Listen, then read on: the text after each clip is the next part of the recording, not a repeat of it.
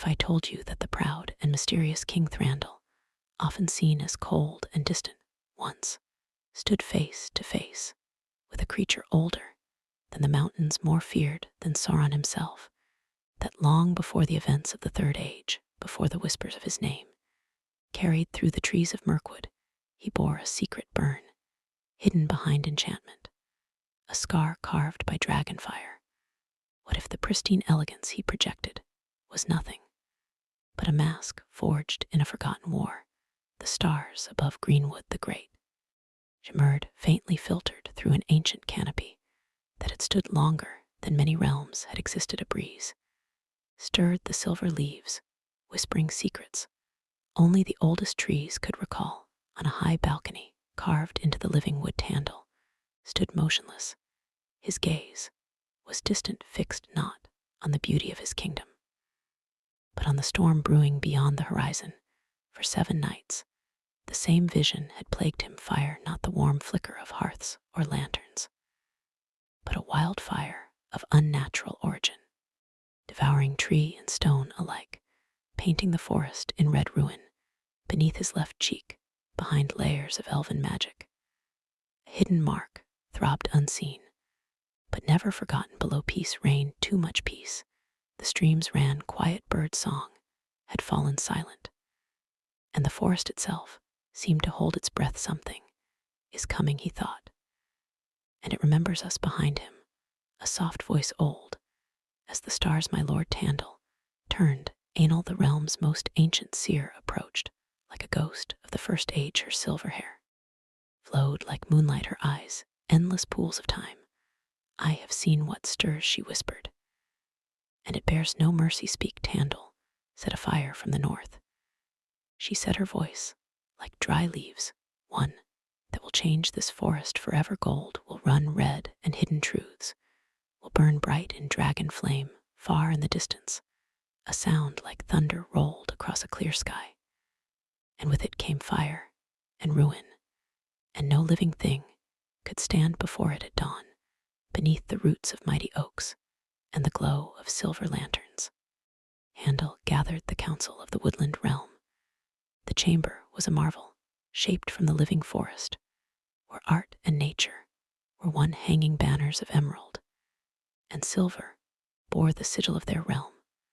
A tree stretching towards starlight at the head of the chamber sat King Orfor, Thranduil's father, whose stern eyes had seen the rise and fall of ancient kingdoms. Beside him, Thranduil's wife, Arian, radiant as the night sky. Young Legal stood between them, hand on the hilt of his first training sword. Thranduil stepped into the center, his voice calm but unwavering. Our northern settlements are gone, not raided, erased, no. Survivors, the trees around them, twisted, blackened, scorched from above. Murmurs spread through the council. Orcs. Orfor offered his voice, rumbling like thunder. They've used fire before. But General Fine, battle-scarred and resolute, stepped forward. No tracks, no noise, just silence. The destruction was absolute. Thranduil gestured. A scout brought forth a plain wooden box. When opened, it revealed a scale large as a man's hand, shimmering crimson and gold.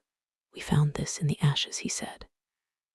And this added Fane, unrolling a parchment, a massive footprint gouged deep into stone, and earth. Gasps echoed through the chamber. The great dragon, Morgoth, not even the arrows of the Alar could pierce their hide.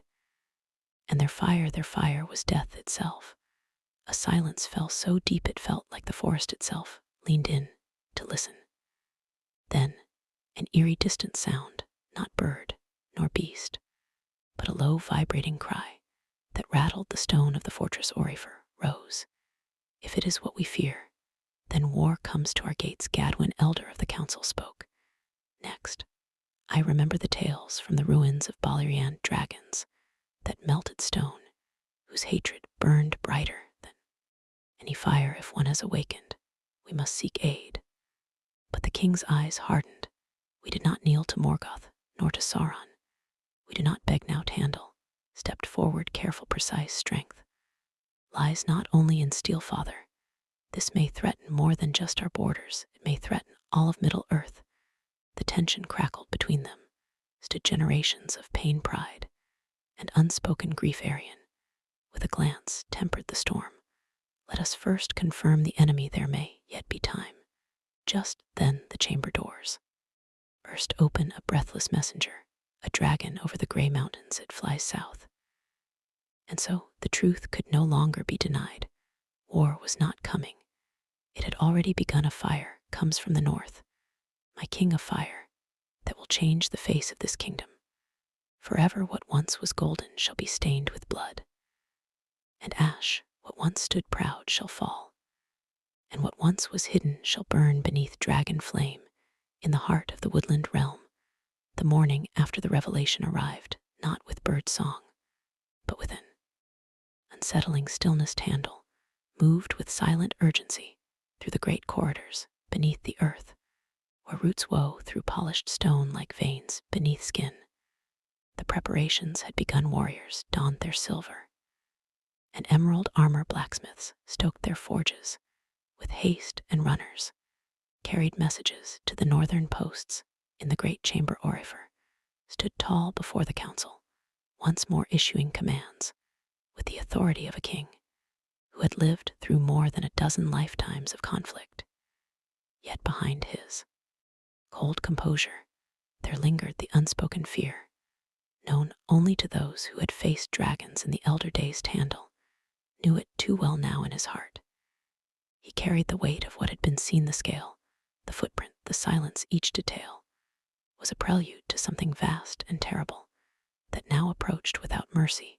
Beneath the fortress, buried deep in the roots of the realm, Thranduil descended into the archives, the old halls carved from living stone and lined with relics from another age. Light from enchanted crystals cast pale glows upon dust-covered scrolls, and the silence was broken only by the soft echoes of his boots on the floor. There he was met by Elendil, the ancient keeper of law, whose face bore the memory of 2 trees long extinguished. Elendil greeted the prince not with formality, but with a solemn nod, sensing the urgency in his step.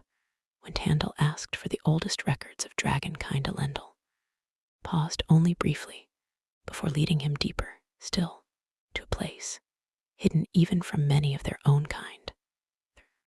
Wall of carved stone opened with ancient words and forgotten gestures lay a sealed chamber, a vault of dangerous knowledge. There, on a pedestal of cold stone, rested the Narn law, the fire drake chronicles, bound not in parchment, but in scales once shed from living flame. As Thranduil opened the book, a warmth radiated from its pages, unnatural and alive, written in the oldest tongues of the elder. It detailed the birth of dragons in the depths of Angband, their evolution into beasts of cunning and cruelty, their bells that bent the minds of kings, and their obsession with treasure, not merely as wealth, but as a reflection of their identity. The records confirmed what Thranduil feared most, that such a creature awakened now would bring not only death, but desecration. It described the precise vulnerabilities of the drakes, so few they barely merited hope, such as the soft scales beneath their jaws, their susceptibility to ancient binding spells, and most hauntingly, their insatiable pride that perhaps was the only opening left to those brave or foolish enough to stand against them. But as the prince read deeper, he began to feel a subtle pressure upon his mind, as though the book itself watched him. The warmth turned to heat, the air thickened, and with sudden clarity, he closed the tome. Even in silence, the dragons listened, returning to the surface. Thranduil carried not a weapon, but a new burden. His father had called for war, and the council obeyed. But now Thranduil knew this was no mere military threat. It was a confrontation with something ancient. Deliberate in the central hall, he reported what he had learned. The chamber fell still as he spoke of spells' weaknesses and dragon magic so potent it could unravel the sanity of lesser minds. Orifer listened in silence, his gaze never wavering from his son's face. When Thranduil finished, there was a long moment before the king turned back to the council. "We will meet this fire Not with fear, he said, but with force. Yet even then saw it in his eyes, the quiet acknowledgement that steel alone would not be enough hours. Later, as alarms rang and scouts poured into the halls with warnings of northern breaches, the stronghold erupted into motion. Warriors sprinted to armory, civilians were guided into the deep chambers, and commanders gathered around war maps that now bore fresh burn marks from the dragon's arrival. Thranduil, already armored, requested permission to lead a small elite force to test what he had learned in the field, to not simply engage the beast, but to measure its response to spells, and to confirm whether knowledge from the Nan law could turn myth into tactic. Orifer, though hesitant, granted his son the command. Before they parted, the king placed a firm hand on Thranduil's shoulder and spoke words that would linger in the prince's memory. Return to us, my son. That is your only order beneath the choking sky of smoke. And Ash, the war elk of Thranduil's company, thundered southward through what had once been sacred forest. The ground was scorched, the trees reduced to twisted black skeletons, and the very air crackled. Heat of unseen fire. His warriors moved with eerie precision, riding not in formation of spectacle, but of war. Each rider chosen not for title, but for skill. Among them were rune masters, their satchels filled with silver dust and enchanted crystals, ready to carve spells into the wounded earth. At the edge of a wide, already burned clearing, the company halted. Thranduil dismounted and joined Fiannan, his general, atop a ridge. There, through the smoke, it appeared a shape so massive it defied belief, crawling on four monstrous limbs, its wings draped like torn banners. Its scales shone copper and blood red in the firelight. It was not just a beast, it was memory made flesh, vengeance given form, working with grim determination. Thranduil and his rune masters inscribed the earth with patterns pulled from the oldest of spells. The runes were drawn with water from a nearby stream, mixed with silver dust, forming sigils that shimmered faintly in the gloom. Time was their enemy. The dragon advanced with terrifying speed, and by the time final rune was sealed, the beast was nearly upon them. Thranduil positioned his warriors in the trees, forming a silent circle around the clearing. He stood alone at its edge, concealed by the charred remains of a once mighty oak. From his pouch, he removed a single arrow.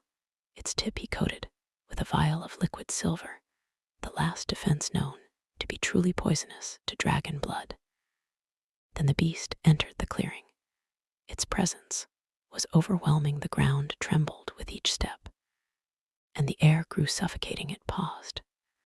Center of the rune circle, nostrils flaring, sensing magic, sensing threat. Thranduil whispered the words of activation. In an instant, the runes lit with silver flame, and chains of light sprang up around the dragon's limbs. It roared a sound of rage, fire, and contempt, and thrashed violently against the magical bindings. Bows sang, arrows rained, though most bounced harmlessly off its plated hide.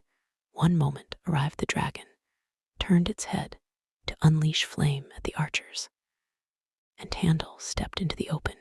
He loosed his single arrow, aimed not for the heart, but for the narrow juncture beneath its jaw. The shot struck true, a scream unlike anything known in elven memory tore through the clearing. The bindings cracked, the dragon thrashed, tearing trees from their roots. Smoke billowed, and the ground split beneath its fury. Thranduil's voice rang out, retreat. The company obeyed, breaking into flight with practiced coordination. But as he mounted his elk, the prince looked back and saw it. The beast had torn free from the runes, its one remaining eye locked onto him with a hatred not of hunger, but of vendetta. In that moment, Thranduil understood this was no longer a creature enraged by mere resistance. It was now personal. It would come for him. The forest was no longer a sanctuary. Its ancient groves had turned into tombs, where towering trees burned from crown to root. The air had become thick with smoke and dread. and the sun was only a dull orange glow behind walls of ash. Thranduil led his warriors in a tactical retreat, their war elk bounding through paths now twisted by fire. They did not flee in panic, but in grim purpose. Their goal was not to win, not yet, it was survival. And more than that, it was understanding. Every movement of the dragon, every plume of flame was a message. This creature was not driven mere hunger or destruction.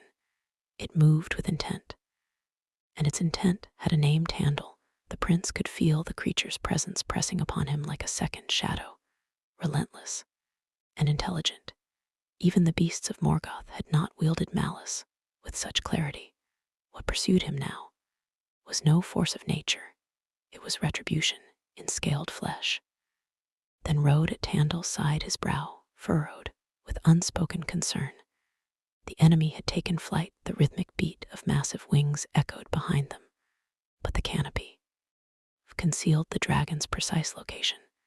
The forest trembled beneath its passage, branches snapped like bones, and sudden columns of fire erupted in seemingly random places.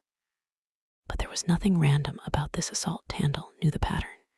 It was a hunting tactic: create chaos, split formations, isolate targets. With a signal, the prince ordered his company to break into smaller units, 5s and 6s, vanishing into the blackened woods, each group trained to operate independently. Thranduil chose remain the most visible, leading a small detachment directly south.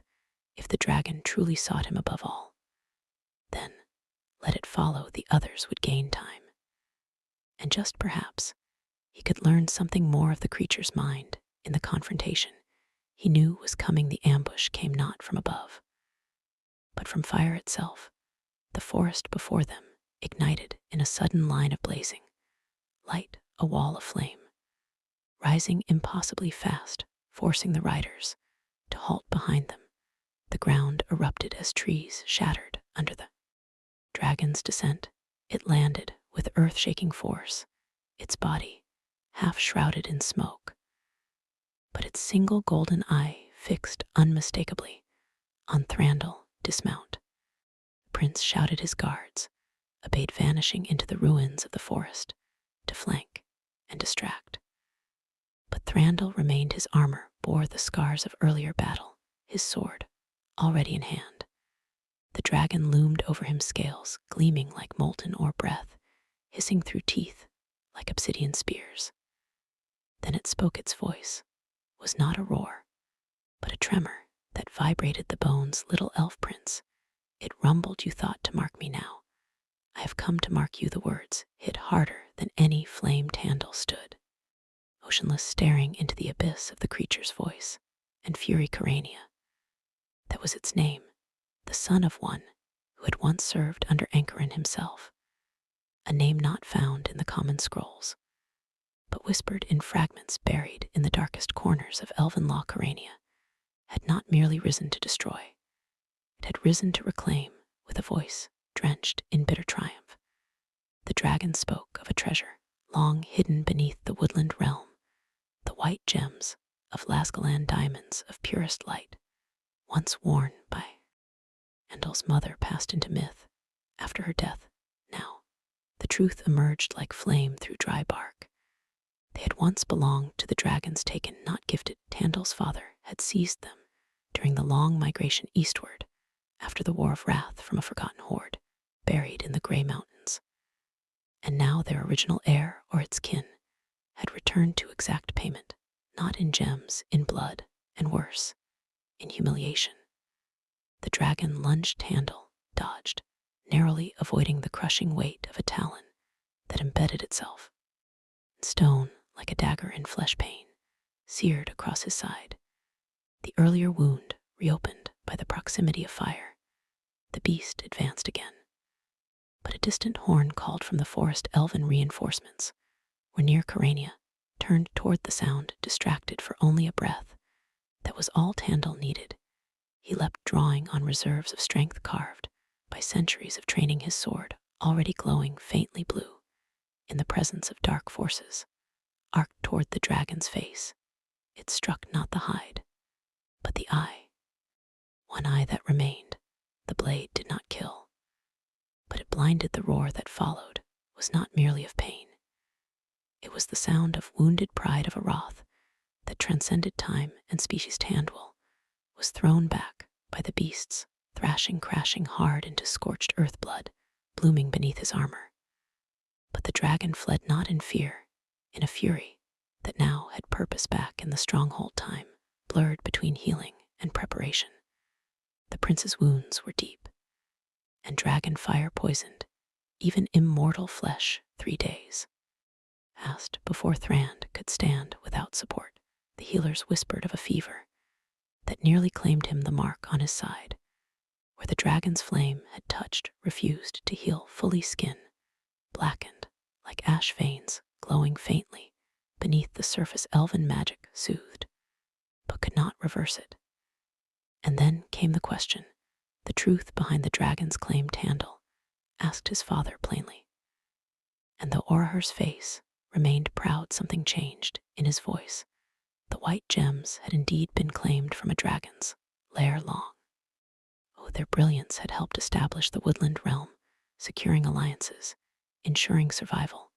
We were refugees, Orifer said quietly. I built a kingdom out of what remained. Thranduil said nothing. The truth was not betrayal.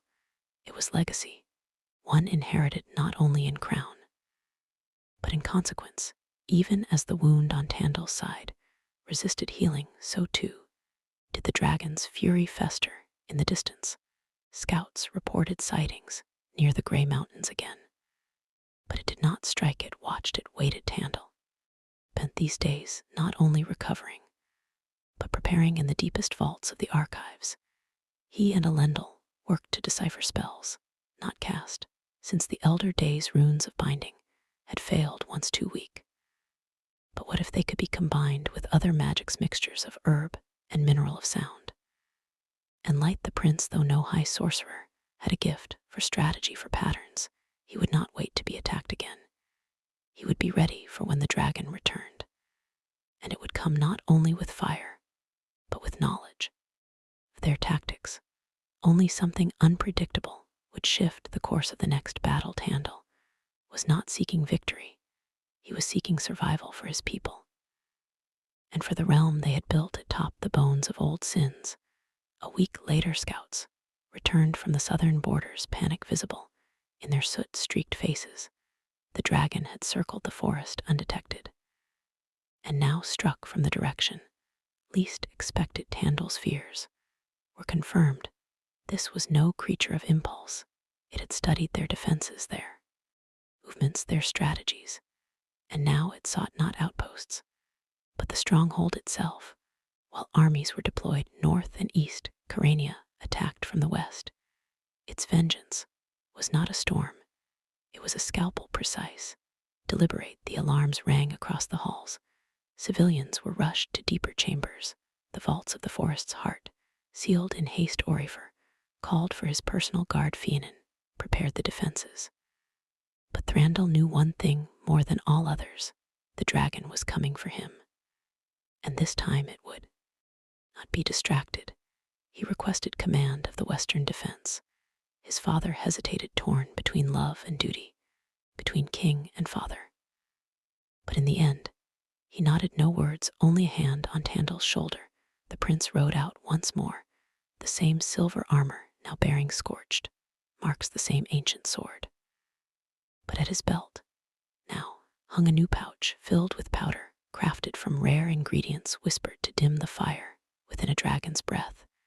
It was not a weapon, it was a gamble. The path to the western edge of the forest was lined with smoke and silence, not fire. That in itself was a sign. Carania had learned the dragon no longer announced its presence with flame. It cloaked its approach, waiting for fear to break formation. Thranduil and his warriors moved swiftly, but silently. Every rustle, every shift of air was cause for alarm. Then the sky split open, not with light, but with shadow. The dragon descended like a falling star. It landed with such force that the ground cracked beneath its talons. Its ruined face turned to the prince. You return to die. it said, but not before watching everything you love burn. Thranduil stepped forward, his sword unsheathed, his voice calm. You seek vengeance for treasures long lost, but what you truly seek is fear. And as the dragon inhaled, ready to burn the forest once more, Thranduil cast the powder from his pouch. In a wide arc it shimmered in the air like silver snow. And the fire never came. The dragon recoiled, roaring, not in pain, but in confusion. For a brief moment, its flame had vanished, not forever, but long enough. Elven arrows launched from all directions, targeting joints, eyes, the wounded parts of its body. Carania lashed out in rage, wings breaking branches, tail demolishing trees. But its flame was silenced. That of Thranduil had not come to win a war, he had come to steal time. And in that time, the real trap was being set back at the stronghold, where Orifer waited with the final plan. The gates of the woodland realm stood open in defiance, their silvered woods scorched, but unbroken, carved with runes of warding so old that only a handful among the elder could still read them. Beneath the earth, in the deep chambers, he hunned by generations of elves, or moved through the halls like a storm, held in restraint. His crown had, in exchange for a circlet of steel, and the ceremonial robes were gone in their place.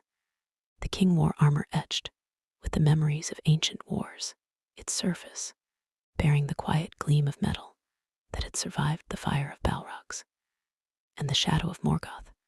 While the echoes of war horns still lingered in the air, his voice rang sharp through the war chamber, directing final orders. Dwarven emissaries, freshly arrived, stood at attention, their grim faces unreadable.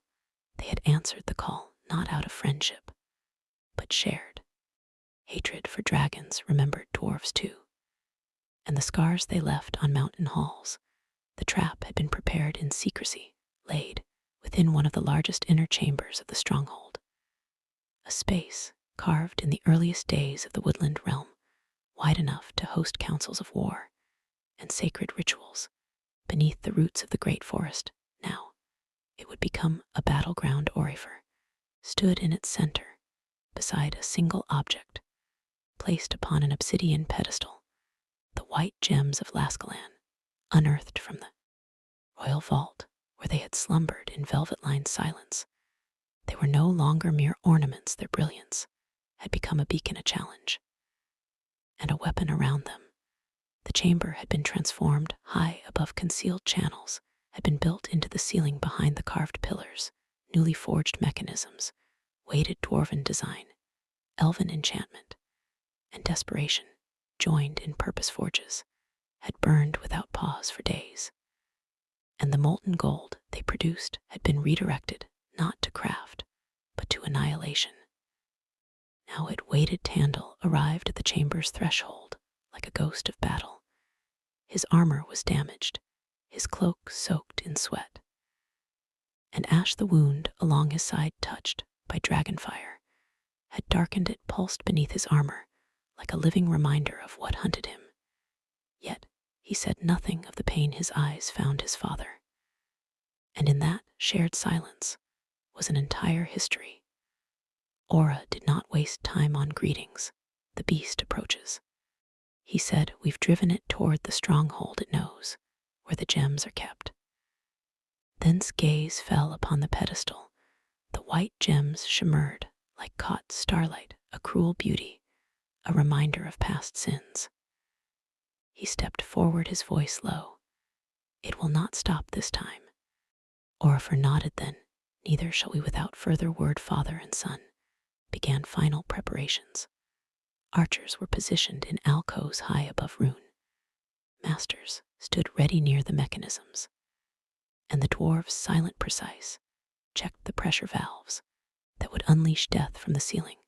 The first tremor reached the chamber as a ripple through stone dust rained from the ceiling far above. The heavy gates of the outer halls buckled inward, sending shock waves down every corridor. The dragon had arrived, did not roar it, moved with a terrible silence, knowing it was being baited, but unable to resist. When Carania entered the chamber, its head lowered, wings pressed tightly against its back. An eye fixed on the gem's time itself seemed to falter. It was larger than before. Wounds healed, rage crystallized into purpose. The scarred socket of its ruined eye glared hollow. But its surviving gaze burned with intelligent malice. Its voice reverberated without breath. You bring them into the open to tempt me, or to die with them, or raised his sword, but made no reply. Instead, he gestured subtly. The dragon moved further into the chamber, passing the threshold of the trigger lines inscribed on the floor. A signal was given, and from the ceiling gold rained down. The molten metal struck not the beast's back, its most heavily armored side, but its neck and flanks, where the scales thinned into flexible plates. It hissed upon contact, steam rising in clouds, and the dragon screamed not a cry of surprise, but of betrayal. It thrashed its tail, smashing pillars, its wings tearing stone from the ceiling. The chamber shook, and several elves were flung from their perches. But the gold kept falling. It clung to the dragon like sap to bark, flowing over its limbs, hardening in patches, even as more fell, sealing its movements. And yet still, it fought. One massive swing of its tail broke through a support pillar. A groan echoed through the structure. As fractures raced up the walls, Thranduil shouted orders to retreat. But it was too late, for one Orifer had remained. The king, never one to abandon a fight, stood with sword in hand before the dragon's massive head. The impact was brutal, the tail wild and blind, struck Orifer. With the force of a falling tree, he was thrown across the chamber, crashing into a stone altar. The hall began to collapse, the weight of the molten gold too much for its age-old foundations. Thranduil reached his father, dragging him from the debris, as the dragon collapsed at last, entombed in its own fury. And fire, its final breath, gurgled from its throat, steam and blood mixing. In a hiss that seemed almost like laughter, the chamber sealed itself in ruin. And with it, the white gems vanished, melted into the golden tide, consumed alongside the beast that claimed them. In the days that followed, the woodland realm mourned. They did not sing elegies in the open, nor did they light prayers. Elves carried their grief in silence through the rebuilding of halls and the mending of scars. The forest bore new burns, but beneath the ash, green already stirred. Nature, ever indifferent to the victories or wounds of kings, moved forward. Orifer, though surviving the initial blow, never truly returned. His injuries were too great, his spirit too worn. In the final moments they shared, he held Thranduil's hand and whispered, "The gems returned to flame, as perhaps they were always meant to be." When the king passed into the halls of Mandos, there was no coronation. Thranduil simply rose and stood where his father had, and all present bowed, not to a prince who had earned the crown in ceremony, but to one who had carried it through fire. There was no victory, only survival. The corpse of the dragon lay half buried at the edge of the forest, its flesh already turning to stone. As with many creatures of ancient power, no bard sang of the battle. In its full truth, no tale captured the sound of molten gold meeting. Ancient scale, or the way our hand had trembled for the first time in an age. The world would remember a dragon defeated, but the woodland realm would remember a cost no story could carry. In the months that followed, the realm changed not in law, but in tone. The openness that once marked the elven court was replaced with caution. The beauty remained, but it was colder now, distant. The woods had grown darker, not by shadow, but by memory, and the new king bore a wound that would never close in the end. It was not the sword slew the beast, nor the spell, nor even the gold. It was the consequence of forgotten theft, the return of a truth long buried in vaults of stone. And pride, the walls of the woodland realm, stood tall once more, but the silence within them had deepened. Thranduil, now king in title, as well as in burden, walked through his halls like a man both present and elsewhere days, passed in counsel and command, intending to the wounded, and overseeing the reconstruction of the stronghold. Yet his thoughts remained chained to fire-lit memories and the heavy stillness that had settled in the wake of his father's passing. The dragon was dead. Its charred bones and scorched hide had begun to dissolve into the forest floor, as all things eventually returned to the earth.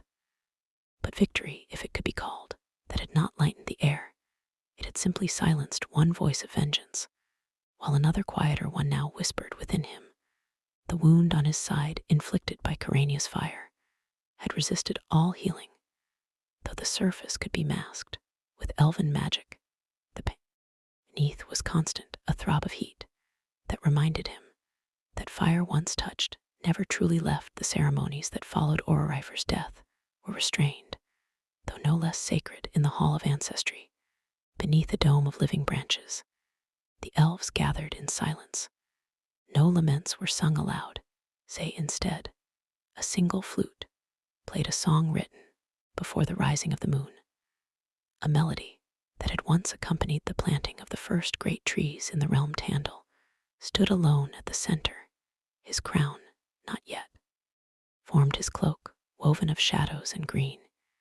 He said nothing. His father's blade rested at his side, though he did not wear it as his own. The forest, too, was in mourning. Birds no longer called from the highest branches, and the streams moved slower, as if time itself had thickened. The earth had drunk the blood of kings and monsters alike, and now it watched, waiting to see what would rise from the ashes. When the flute fell silent, the leaves rustled in sudden wind, though no breeze passed through the chamber. And in that moment, the crown passed, unspoken, unquestioned, from one line of flame to one of ice. In the weeks that followed, messengers came and went beneath the boughs, bearing word from other realms. From Imladris came condolences wrapped in verses of wisdom from Linan, a formal recognition of the new king, and with it a warning that the age of dragons was not as distant as the world liked to believe. Most surprising, however, was the arrival of a dwarven envoy, not bearing grudges, but offerings. The shared fire of battle had melted some of the old animosity, if not the deeper differences in heart and history. They brought with them not gold, but iron blades tempered for war and shields designed to resist heat. Thranduil received them with politeness, though never warmth. The cost of their aid had been exacted in the chamber where his father fell, and no gift could balance that ledger. Yet he did not send them away. He accepted their presence, not as allies, but as reminders. Even stone could be shaped given time and pressure. Even pride could bend when pressed by fire. Legal, still young by the reckoning of elves, had watched much and spoken little. But one evening, as twilight bled through the high windows of the great hall, he approached his father. The boy, those century-old carried eyes that had seen too much too soon. "Will the dragon come again?" he asked, voice barely a whisper. Thranduil did not answer immediately. He looked beyond the trees, where the horizon burned faintly with the memory of flame. "Not that one," he replied at last, "but others may." Legal stepped closer, uncertain. Were the gems cursed? Thranduil turned to him fully, then the shadows of the hall casting one half of his face into darkness. "They were not cursed," he said. "They were claimed, then stolen, then cherished. The curse lies not in the treasure, but in the price paid for it." He placed a hand on his son's shoulder, light and firm. "And some prices never stopped demanding payment." That night the young prince dreamed of wings and fire, of gems that wept light, and of forests that could no longer protect their kings. In private chambers deep beneath the central halls, Thranduil sat with Elendil, the archavist, who had guided him through the ancient texts during the first signs of the dragon's return. Together they studied the remnants of what had been lost in the attack. The pages singed, the scrolls blackened. Some knowledge had perished with the battle, yet much had been preserved. Among the fragments was a curious passage dated to the First Age, recorded by one who had studied the earliest of dragons under Morgoth's command. It described not only the fire and flight, but the memories they carried, how a dragon could dream not only of gold, but of entire legacies, how they could sense not just possession, but inheritance. The archist's voice was somber. As he read, they remember not only what was, but what was denied to them. And in that memory, they find their fury. Thranduil leaned forward, eyes tracing the ancient script. The pain in his side flared again. Unbidden, he had been marked not only in body, but in destiny. There would be more dragons. They would remember him. Preparations for future threats. Continued scouts were deployed beyond the borders, not only to track signs of returning drakes, but to reestablish the vigilance that had dulled in times of peace. The forest had become quiet again, but it was not the peace of safety. It was the breath held before the next storm. In the smithies, weapons were reforged, with new intent. Armor was lined with dragon-resistant plating. And in the deep vaults, new spells were being studied not for destruction. Containment. Thranduil made it known that no dragon would walk unchallenged through his realm again. Yet as much as he strengthened the walls and armed his people, he turned more and more inward. A new crown was fashioned not of gold, but mithril and obsidian, shaped like the bare branches of winter trees, a symbol of rule not gilded by wealth, but shaped by resilience. When he placed it upon his brow, for the first time, there was no fanfare, only the forest watching in stillness, as if weighing the worth of the new king. Wound still unhealed began to change, not visibly, for the illusion he cast upon himself remained perfect, a smooth face unmarred by pain. But beneath the spell, the scar deepened the skin. There no longer felt like his own. And at times, he would wake from reverie with the scent of ash in his lungs and the weight of flame behind his eyes. In the privacy of his chambers, he began to craft an enchantment, not for battle, but for concealment, an illusion that would shroud the left side of his face, crafted from elven glamour. So subtle no one would suspect it. He wore it always, not from vanity, but to protect those around him from the truth that part of him had not returned from that final battle, that the fire still burned even after the dragon was gone. In public, he became a figure of distant elegance, unwavering, untouchable. But in the mirror, he saw what no one else could: the mark of flame, the cost of survival years past. And the woodland realm endured. Its forest grew dense again, the scars of fire masked by the patient work of time. And root, the great halls beneath the earth echoed once more with music and counsel. And the songs of the birds returned cautiously to the canopy. Yet beneath the healing surface something had shifted. Thranduil ruled with wisdom and strength, his presence unshaken, his command unquestioned to his people. He was the image of enduring nobility, composed, sharp of mind, untouched by age or weakness, but within, behind the enchantments and the mask of calm, the king lived in silence with a memory that never dimmed. The dragon was gone, but it had never truly left. Its voice still echoed in his dreams.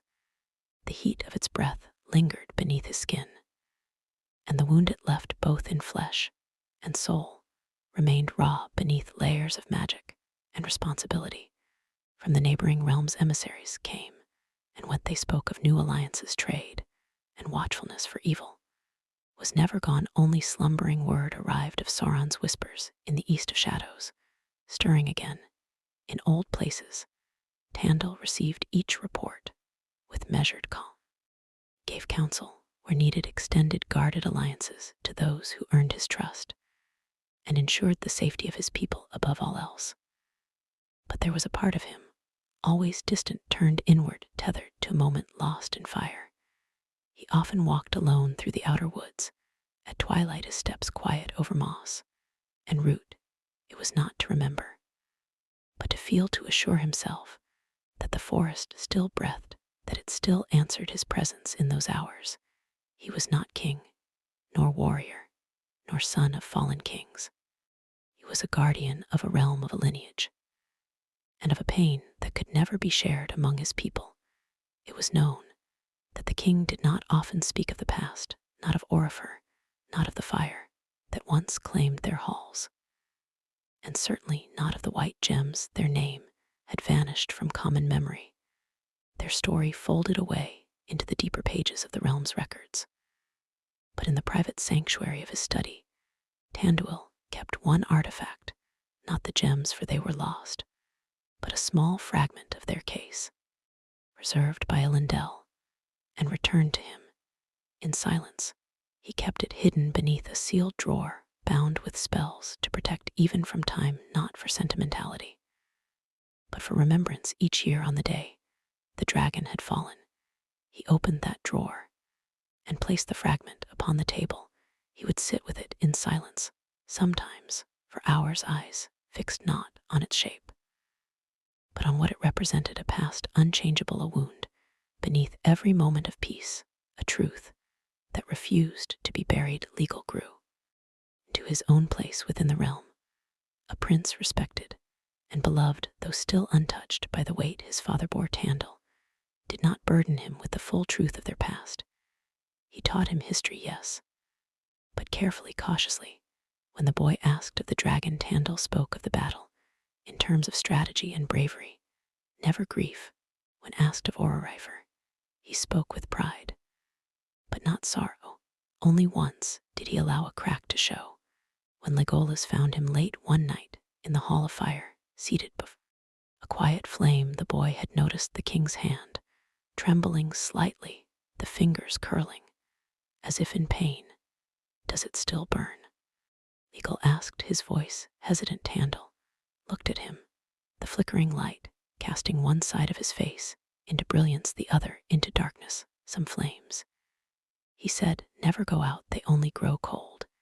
He did not speak again that night, nor did Legolas press him in the quiet years that followed. Few spoke openly of the dragon visitors to the realm, those from Imladris, from Loth, Lorien. Even wandering men would sometimes ask of the great battle.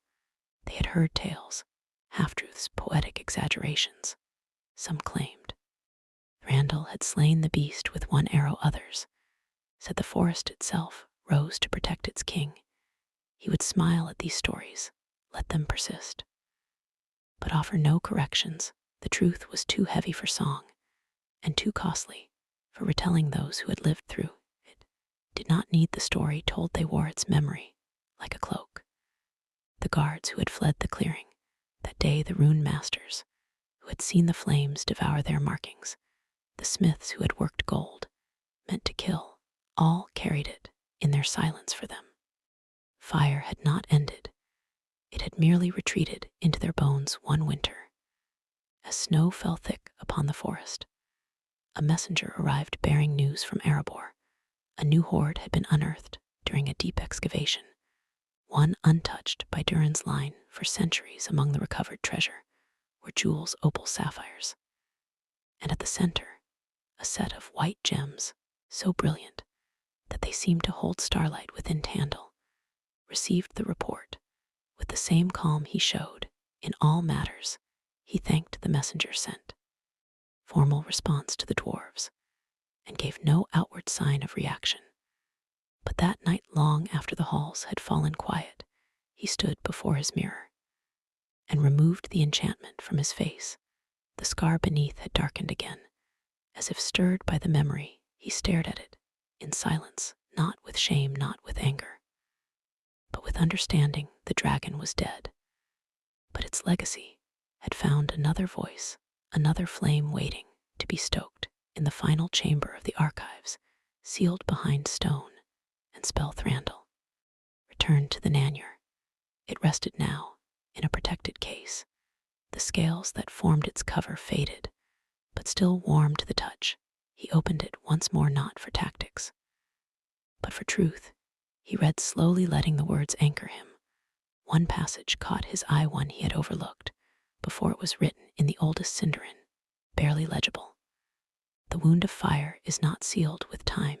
It is sealed only with choice to remember or to forget, both.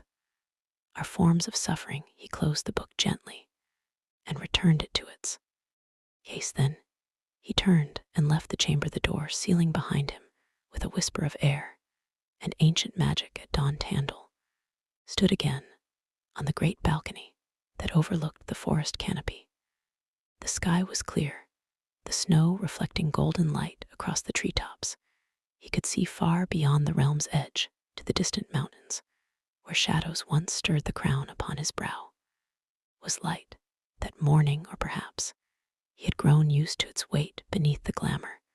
The scar pulsed quietly like an old friend, reminding him it was still there.